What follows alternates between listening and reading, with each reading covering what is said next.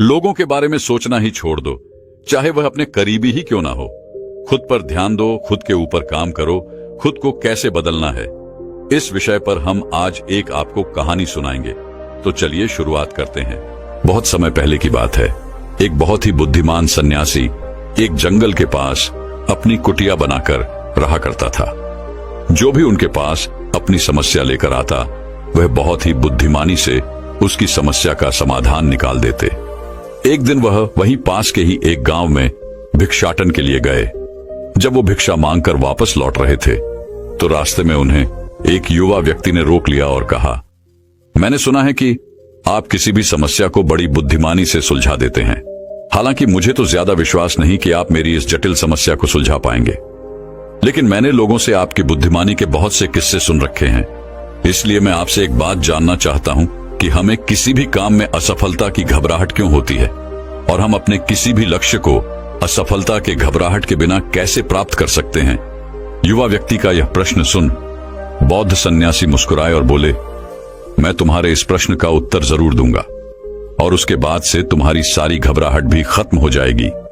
लेकिन उससे पहले तुम्हें मेरे साथ मेरी कुटिया तक चलना होगा। वह युवा लड़का उस सन्यासी की बुद्धिमत्ता को परखना चाहता था, इसीलिए वह कुटिया तक जाने के लिए तैयार हो गया। इसके बाद वह बौद्ध सन्यासी उस लड़के को अपने जंगल के पास बनी कुटिया में लेकर आए, लेकिन तब तक शाम हो चुकी थी, इसीलिए वह भोजन करके सो गए। अगले दिन जब वह उठे, तो बुद्धिमान सन्यासी ने उस लड़के से कहा, चलो आज मैं तुम्हें जंगल की सैर करा के लाता हूं। और वह दोनों जंगल की तरफ निकल पड़े। कुछ देर बाद बुद्धिमान सन्यासी ने उस लड़के को एक गुफा दिखाई और कहा, चलो मैं तुम्हें उस गुफा की सैर कराता हूं।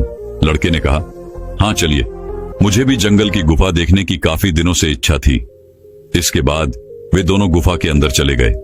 गुफा के अंदर काफी अंधेरा था, लेकिन थोड़ी देर बाद बौद्ध सन्यासी चुपके से गुफा से बाहर निकल आए और उस गुफा के द्वार को बाहर से बंद कर दिया। उस लड़के ने गुफा के भीतर से बहुत आवाज दी कि मुनिवर कहाँ हैं आप, कहाँ चले गए, मुझे जवाब क्यों नहीं दे रहे। लेकिन बहुत देर तक कोई जवाब न मिलने के बाद वह घबरा गया और घबराकर गुफा के द्वार की तरफ भागा। जैसे ही वह गुफा की प्रवेश द्वार पर पहुंचा, वह हैरान रह गया। यह क्या, यहां तो किसी ने गुफा के द्वार को बाहर से बंद कर दिया है। अब मैं बाहर कैसे निकलूंगा। अब वह अकेले अकेले उस अंधेरी गुफा में काफी भयभीत और परेशान हो गया। वह सोचने लगा कि कहीं उस सन्यासी ने उसे मारने की योजना तो नहीं बनाई थी। अब वह गुफा में इधर उधर घूमकर बाहर निकलने का रास्ता ढूंढने लगा। वह गुफा में काफी देर तक इधर उधर भटकता रहा, लेकिन उसे बाहर निकलने का कोई रास्ता नहीं मिला। अब उसे जोरों की प्यास और भूख भी लग रही थी, इसीलिए वह शांत होकर एक जगह बैठ गया। तभी उसे एक सुरंग से सूर्य की रोशनी आती हुई दिखाई दी, और उस रोशनी आने वाली सुरंग तक पहुंचना बहुत ही कठिन था, क्योंकि चारों तरफ बस अंधेरा ही अंधेरा था, और वह सुरंग भी काफी ऊंचाई पर थी।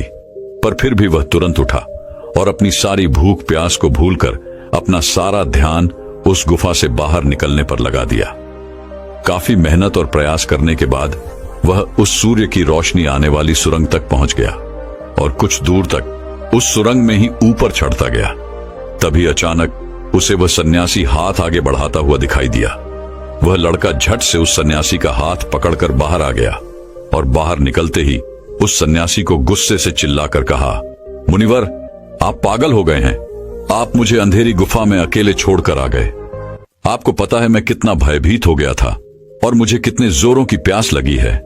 उस सन्यासी ने मुस्कुराते हुए उसे पानी दिया और कहा, अब मेरी बातों को ध्यान से सुनना। तुम इस गुफा के बाहर सिर्फ 2 कारणों की वजह से निकल पाए, जिसने तुम्हें इस गुफा से बाहर निकलने के लिए मजबूर किया। पहला कारण, क्योंकि तुम्हें जोरों की प्यास और भूख लगी थी, और दूसरा कारण, तुम्हें वहां घुटन महसूस हो रही थी, क्योंकि तुम्हें मित्रों और परिवार वालों के साथ रहने की आदत पड़ चुकी है। अब मैं तुम्हें 2 मुख्य कारण बताता हूं, जिसकी वजह से तुम इस गुफा से बाहर निकल पाए। पहला कारण, क्योंकि तुम्हारे साथ वहां यह कहने के लिए लोग नहीं थे कि इतने अंधेरे में इतनी ऊंचाई पर तुम उस सुरंग तक कैसे पहुंच पाओगे, ये तो असंभव है। और दूसरा कारण, वहां यह कहने के लिए भी लोग नहीं थे कि चलो कोई दूसरा रास्ता देखते हैं, इससे भी आसान रास्ता मिल जाएगा और हम बहुत आसानी से इसको फिर से बाहर निकल जाएंगे। सफलता प्राप्त करने का नियम भी कुछ ऐसा ही है। यह तो मैंने तुम्हें सफलता कैसे प्राप्त करी इसकी एक छोटी सी दुनिया बनाकर दिखाई है, और वास्तविक दुनिया इससे कहीं अधिक जटिल होती है। वहां हमें सलाह देने के लिए बहुत से फालतू लोग मिल जाते हैं जो खुद तो कुछ कर नहीं पाए, लेकिन हमें ज्ञान देंगे कि यह मत करो, यह बहुत कठिन है, यह तुमसे ना हो पाएगा, इससे अच्छा तो तुम वह काम कर लो, उसमें तुम्हें निश्चित रूप से सफलता मिल जाएगी। और ऐसे ही वह हमारे दिमाग को भटकाकर चले जाते हैं और हमें खुद पर संदेह होने लगता है। सफलता ना मिलने का एक बड़ा कारण यह भी है कि सफलता प्राप्त करने की प्रक्रिया बहुत लंबी होती है, और यहाँ जब हमारा मन घंटों घंटों में बदल जाता है तो फिर लक्ष्य प्राप्ति के महीनों और सालों के प्रयास में ही हमारा मन क्यों नहीं बदलेगा। हमारा मन बदल ही जाता है और हम उस रास्ते को छोड़कर अलग अलग राष्ट्रीय अपनाने लगते हैं। गौतम बुद्ध अक्सर अपने शिष्यों से कहा करते थे कि परेशानियां हमें तभी दिखती हैं जब हमारा ध्यान हमारे लक्ष्य पर नहीं होता, और यह बात 100% सही है। जैसे जब एक तीरंदाज तीर मारने वाला होता है तो वह अपनी एक आंख को बंद कर लेता है और दूसरी आंख से सिर्फ लक्ष्य को देखता है, तब जाकर वह अपने लक्ष्य को भेद पाता है। ठीक इसी प्रकार हमें सफलता का डर तभी लगता है जब हमारा ध्यान अपने लक्ष्य पर न होकर रास्ते पर आने वाली कठिनाइयों पर होता है। तुम इस गुफा से बाहर इसीलिए निकल पाए क्योंकि तुम्हें गुफा के अंदर सुरंग से आने वाली रोशनी के अलावा और कुछ दिखाई नहीं पड़ रहा था। अगर उस गुफा के अंदर प्रकाश होता तो तुम वहां के बड़े बड़े गड्ढों और कीड़े मकोड़ों को देखकर डर जाते और वहीं भटकते रह जाते। इसीलिए अपना सारा ध्यान केवल अपने लक्ष्य पर टिकाए रखो और आसपास क्या हो रहा है, लोग क्या बोल रहे हैं, उस पर ध्यान देना बंद कर दो। तुम्हारे मित्र और रिश्तेदार क्या कर रहे हैं, उन्हें सफलता मिली कि नहीं, ये सब देखना बंद कर दो और केवल खुद के काम पर ध्यान दो। फिर देखना कि जब तुम्हारा समय आएगा तो लोग खड़े होकर तुम्हारे लिए तालियां बजाएंगे। और इतना कहकर वह बुद्धिमान सन्यासी मौन हो गए। उस युवा लड़के ने कहा, मुनिवर, आपने तो आज मेरी आंखें ही खोल दी। आपने कही हर एक बात में ही मुझे बुद्धिमानी नजर आई। आप सच में बहुत बुद्धिमान हैं, इसीलिए सभी आपको बुद्धिमानी का लोहा मानते हैं। मैं आपको वचन देता हूं कि आज से मैं मेरे मन को कभी भी असफलता के डर से नहीं सताऊंगा। मैं अपना पूरा ध्यान सिर्फ अपने काम पर लगाऊंगा और जल्दी ही एक सफल व्यक्ति बनकर दिखाऊंगा। इतना कहकर उस लड़के ने बुद्धिमान सन्यासी का धन्यवाद किया और वापस अपने गांव चला गया। तो दोस्तों, चलिए इसके बाद की इससे भी अच्छी कहानी की शुरुआत करते हैं। पुराने समय की बात है। नगर में रहने वाला सबल नाम का एक लड़का अपनी जिंदगी से बहुत निराश था। उसकी निराशा का कारण यह था कि वह अब तक कुछ भी नहीं कर रहा था। उसके माँ बाप उसे ताने मारते कि तेरे सारे मित्र कुछ न कुछ कर रहे हैं, लेकिन तू अभी भी घर में ही बैठा हुआ है। मित्रों के बीच भी अक्सर उसका मजाक ही बनता। वह कहीं जाता तो लोग उससे पूछते कि क्या कर रहे हो। उसे यह बताने में बड़ी शर्म आती कि अभी वह कुछ भी नहीं कर रहा। धीरे धीरे उसने रिश्तेदारों के यहां जाना और लोगों से मिलना जुलना कम कर दिया। वह ज्यादातर समय अपने घर में ही बैठा रहता। वह अकेले में रोता, भगवान को कोसता और अपनी किस्मत को दोष देता। अब उसे अपनी जिंदगी बोझ सी लगने लगी थी। कभी कभी वह सोचता कि जब वे कुछ करने के लायक ही नहीं हैं, तो फिर उसके जिंदा रहने का भी क्या फायदा, उसे तो मर जाना चाहिए। एक दिन वह अपने नगर की एक सड़क से गुजर रहा था। तभी उसने देखा कि एक गुरु दुख के ऊपर प्रवचन दे रहे हैं। वह भी वहीं भीड़ में पीछे बैठ गया और गुरु के प्रवचन सुनने लगा। गुरु बोल रहे थे कि दुख एक गुरु की भांति होता है जो हमें जीवन की सच्चाई दिखाता है और हमें सही से जीवन जीने का तरीका सिखाता है।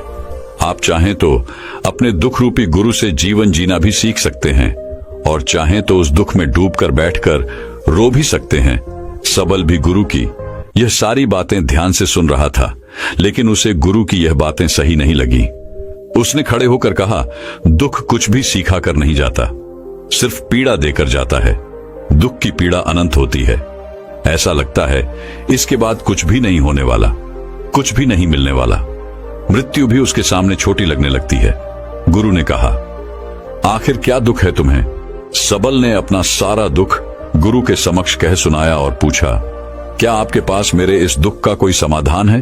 गुरु मुस्कुराए और बोले, जिस दिन तुम्हारे पास सच्चा दुख आए उसी दिन मेरे पास लौट कर आना, मैं तुम्हारे दुख का समाधान अवश्य करूंगा। इतना कहकर गुरु वहां से चले गए। सबल ने सोचा, क्या मेरा दुख सच्चा नहीं है? क्या जिस दुख से मैं गुजर रहा हूं वो झूठा है? कोई भी मेरे दुख को नहीं समझ सकता। जब मां बाप नहीं समझ पाई तो गुरु क्या समझेंगे? अपने दुखों से परेशान होकर सबल ने एक निर्णय लिया कि अब वह कुछ करके दिखाएगा। उसने एक छोटा सा व्यापार शुरू किया, लेकिन उसमें उसे सफलता नहीं मिल रही थी। पर उसके घर वाले खुश थे कि वह कुछ तो प्रयास कर रहा है। वह अपने व्यापार में जुटा रहा और उसे धीरे धीरे सफलता भी मिलने लगी। फिर उसने रफ्तार पकड़ ली और सिर्फ 3 साल के अंदर ही वह एक बड़ा व्यापारी बन गया। अब सबल के चारों तरफ ऐसे बहुत से लोग थे जो उसकी चिंता करते थे, उसे पसंद करते थे, उसके काम की प्रशंसा करते थे। अब उसके घर वाले भी उसकी प्रशंसा करते नहीं थकते थे। दिन प्रतिदिन उसके मित्रों की संख्या बढ़ती जा रही थी। अब वह अपनी जिंदगी से बहुत ही खुश था। उसके कुछ मित्रों ने उसे सलाह दी कि जब तुम बड़े व्यापारी बनकर इतने खुश हो तो सोचो कि अगर तुम इस नगर के, इस राज्य के सबसे बड़े व्यापारी बन जाओ तो तुम्हारे पास कितना सुख होगा, कितने लोग तुमसे जुड़ना चाहेंगे, तुम्हारा कितना नाम फैलेगा। स्वयं राजा भी तुमसे मित्रता करना चाहेंगे और जरूरत पड़ने पर तुमसे ही धन उधार लेंगे। मित्रों की यह बात सबल के मन में घर कर गई। अब उसने और भी धन कमाने का प्रयास शुरू कर दिया, लेकिन उसे यह सब कुछ बहुत ही जल्दी चाहिए था। वह यह सब कुछ प्राप्त करने में अपना ज्यादा समय बर्बाद नहीं करना चाहता था। इसीलिए उसने ऐसे भी कार्य करने शुरू कर दिए जो उचित नहीं थे। उसने बड़ी मात्रा में अपने मित्रों से धन उधार लेना शुरू कर दिया। ज्यादा मुनाफा कमाने के लालच में अपने सामान में मिलावट करने लगा। उसने दूसरे व्यापारियों के खिलाफ षड्यंत्र भी रचे, उन्हें डराया धमकाया। जैसा जैसा उसके मित्र उससे कहते गए वह वही करता गया। वही इन तरीकों से ज्यादा धन तो कमा रहा था, लेकिन अब उसके जीवन में सुकून ही रह गया था। उसके मन की शांति गायब हो गई थी। उसे रातों में नींद नहीं आती थी। वह किसी उधेड़बुन में लगा रहता था। सुख सदन की सारी वस्तुएं होने के बाद भी उसे किसी में सुख नहीं मिल रहा था। एक दिन सबल अपनी गाड़ी में सवार होकर कहीं जा रहा था। तभी रास्ते में उसे गुरु का आश्रम दिखा। वह रुक गया। वह गुरु के पास जाकर बोला, गुरुदेव, आपने कहा था कि जब तुम्हारे जीवन में सच्चा दुख आए तब मेरे पास आना। अब मैं बहुत दुखी हूं। मेरे रातों की नींद गायब हो गई है। मुझे कहीं सुकून नहीं मिल रहा। इस तरीके से सबल ने अपनी सारी समस्या गुरु के सामने कह सुनाई। गुरु ने कहा, जब तुम मुझसे पहली बार मिले थे तब भी तुम किसी दुख में थे।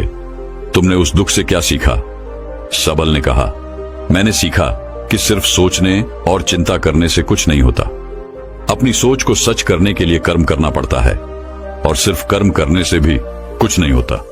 अपने कर्म को अंतिम पड़ाव तक ले जाना भी आवश्यक होता है। चाहे रास्ते में कितनी ही मुश्किलें आए, मन कितना ही निराश हो, कितना ही लगे कि अब आगे कुछ भी नहीं होने वाला, तब भी यह मानकर चलो कि मैं जो भी कर रहा हूं उसमें सफल अवश्य होऊंगा। लोग सिर्फ सफल व्यक्ति को ही सम्मान देते हैं। फिर चाहे कोई कितना ही अच्छा क्यों ना हो, वह लोगों की नजरों में बोझ ही होता है। यह सब सुन गुरु मुस्कुराए और बोले, यह असली दुख नहीं है। जब तुम्हारे जीवन में असली दुख आए तब मेरे पास आना, मैं उसका समाधान अवश्य करूंगा। सबल ने जाते समय गुरु को सोने के सिक्कों से भरा एक घड़ा भेंट किया। घड़ा देखकर गुरु ने कहा, यह मेरे किसी काम का नहीं, इसे उस पेड़ के नीचे गड्ढा खोदकर दफना दो। सबल ने गुरु के कहे अनुसार घड़े को पेड़ के नीचे दफना दिया और वहां से चला गया। कुछ दिनों तक तो व्यापार अच्छी तरक्की कर रहा था, लेकिन गलत व्यापार की वजह से ही धीरे धीरे उस व्यापार में घाटा होने लगा। उसकी सारी धन संपदा धीरे धीरे खत्म होने लगी और एक दिन ऐसा आया जब उसके पास कुछ भी नहीं बचा और वह कर्जे से भर चुका था। लेकिन वह निश्चिंत था क्योंकि उसने सारा कर्ज अपने मित्रों से ही लिया था। वह सोचता था कि उसके मित्र बुरे समय में उसका साथ देंगे, लेकिन ऐसा कुछ भी नहीं हुआ। बुरा समय आते ही मित्रों ने ही सबसे पहले अपना उधार मांगना शुरू किया और उधार वापस न करने पर जान से मारने की धमकी भी दी। उसके शुभ चिंतक, उसे चाहने वाले सब उससे दूर हो गए।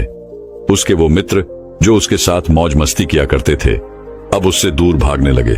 उसके परिवार वाले उसे उसकी गलतियां और कमियां गिनाने लगे। उसकी सारी संपत्ति नीलाम हो गई और उसके पास कुछ भी नहीं बचा। उसने अपने पिता से सहायता मांगी तो पिता ने कहा, मेरे पास यह थोड़ी सी ही संपत्ति है, अगर मैं यह भी तुम्हें दे दूंगा तो तुम्हारी मां को कहां रखूंगा? यह संपत्ति ही हमारा आखिरी सहारा है। सबल के भीतर बहुत गहरा दुख था।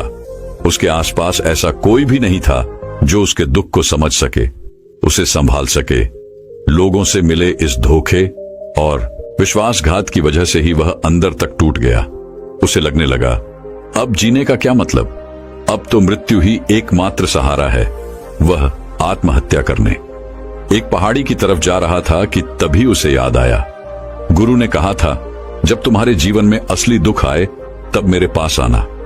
सबल गुरु के पास गया और अपना सारा दुख कह सुनाया। वह आंखों में आंसू भरकर बोला, मेरे इस दुख का समाधान कीजिए गुरुदेव।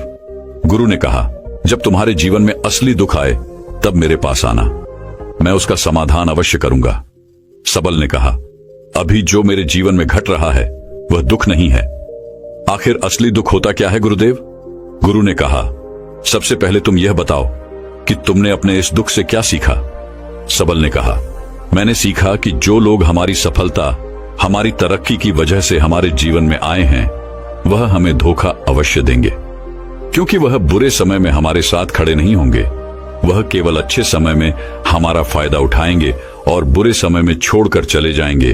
भरोसा केवल उन्हीं लोगों पर करना चाहिए जो हमारे बुरे समय में, असफलता के समय में हमारे साथ खड़े रहते हैं। लेकिन ऐसे लोग बहुत ही कम होते हैं, पर जिसके पास होते हैं उन्हें उनकी कद्र करनी चाहिए, उनका अपमान नहीं करना चाहिए। मैंने यह भी सीखा कि कभी किसी के खिलाफ षड्यंत्र नहीं करना चाहिए। ईमानदारी और धैर्य के साथ अपना काम करना चाहिए और कभी लालच नहीं करनी चाहिए।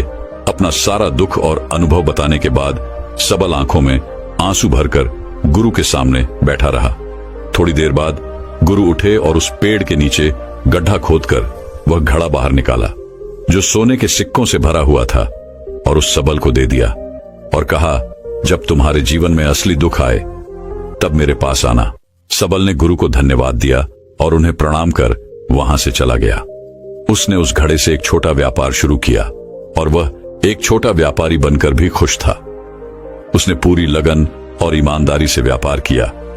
देखते ही देखते वह अपने नगर का फिर एक बड़ा व्यापारी बन गया। उसका जीवन खुशियों और सुविधाओं से भर गया।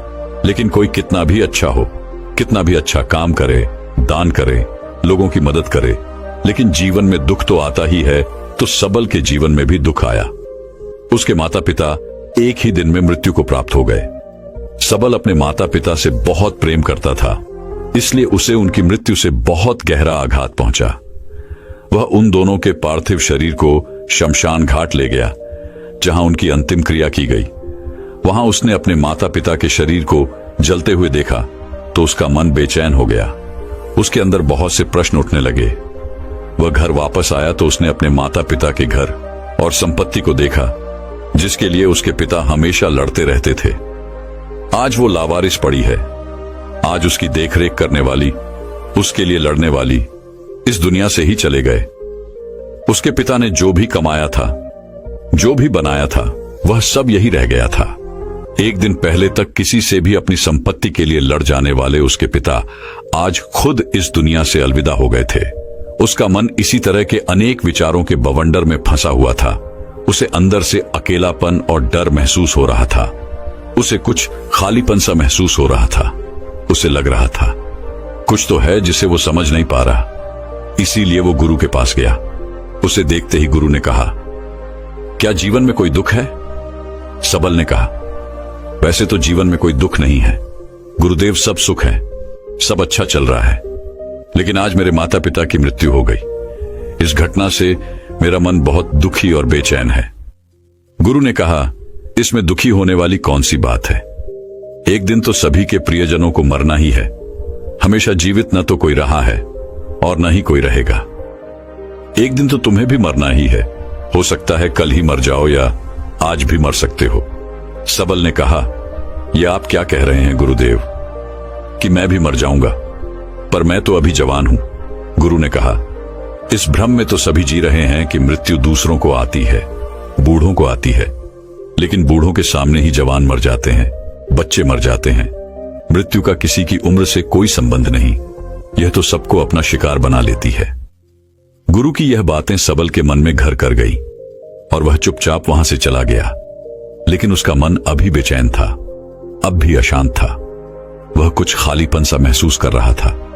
वह पूरे दिन अपने बारे में ही सोचता रहता कि वह कौन है, इस दुनिया में क्यों आया है, क्या सिर्फ चीजों का प्रयोग करना और मरना ही जीवन का लक्ष्य है। ऐसे ही बहुत से प्रश्न उसके मन में लगातार उठ रहे थे, लेकिन उसे अपने किसी भी प्रश्न का उत्तर नहीं मिल पा रहा था और उसका दुख दिन प्रतिदिन बढ़ता जा रहा था। इसीलिए कुछ दिनों बाद वह फिर गुरु के पास पहुंचा और बोला, गुरुदेव, मैं बहुत दुखी हूं क्योंकि मैं यह नहीं जान पा रहा कि मैं कौन हूं और इस दुनिया में क्यों आया हूं। यह सुन गुरु मुस्कुराए और बोले, आज पहली बार तुम्हारे जीवन में सच्चा दुख पैदा हुआ है। वास्तव में यही है जो दुख कहलाने के लायक है कि हमें पता नहीं कि हम कौन हैं, क्यों आए हैं, क्या करना है, कैसे करना है। सबल ने कहा, गुरुदेव, मेरे इस दुख का समाधान कीजिए।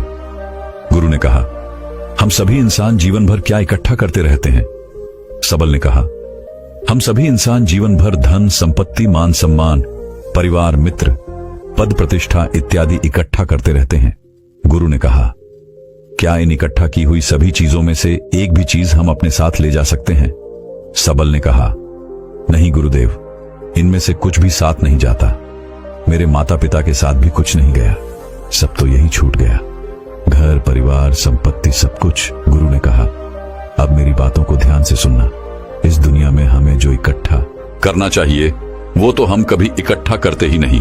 चीजें हमारे सामने ही होती हैं, लेकिन हम उन्हें देखने का प्रयास ही नहीं करते। इस दुनिया में हमें जिस चीज को इकट्ठा करना है वह हम खुद हैं।